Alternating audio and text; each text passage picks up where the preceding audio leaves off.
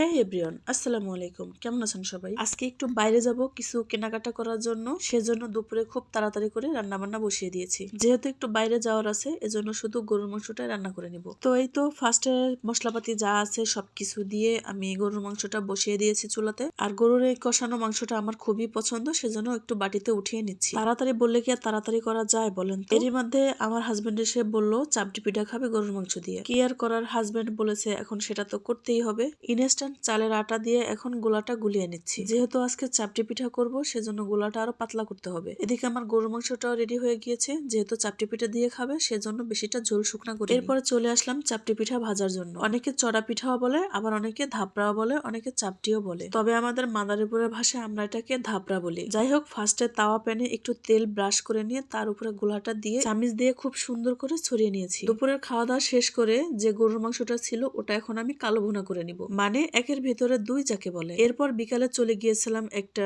Best বাইতে কিছু কেনাকাটার জন্য। বেস্ট বাইতে দেখি buy two get one free দিচ্ছে ভীম লিকুইডের উপর। ভাবি আর আমি মিলে দুইজনে 2 প্যাকেট নিয়ে নিলাম। এই ওয়ার্ডরোবের কালার গুলো অনেক সুন্দর ছিল। এগুলো ছিল মশলাপাতির বয়াম, খুব সুন্দর সুন্দর ফুলের টপ ছিল। টপগুলোর প্রয়োজন নেই, সেজন্য আর নিচ্ছি না। এই পাপোশ গুলো খুবই কিউট আর খুবই সফট ছিল।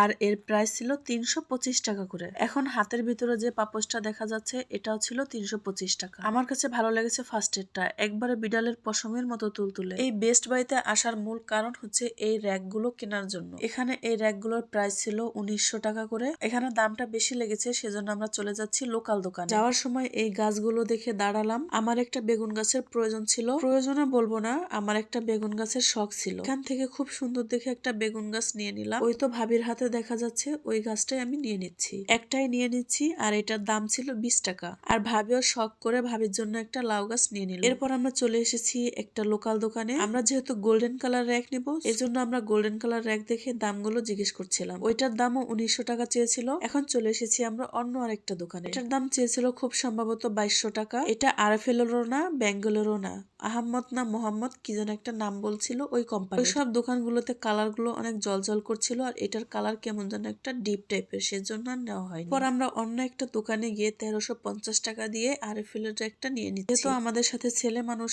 আসেনি, আমরা অত বড় একটা র্যাক নিতে পারবো না, এজন্য আমাদেরকে কার্টুনে করে প্যাকেট করে দিচ্ছে। এরপর ভাবি খুব সুন্দর একটা বাস্কেট নিয়ে নিল, এটার দাম ছিল 700 টাকা। ফাইনালি কেনাকাটা শেষ। আজকের জন্য এই পর্যন্তই। দেখা হবে নতুন একটা ভিডিওতে। আল্লাহ হাফেজ।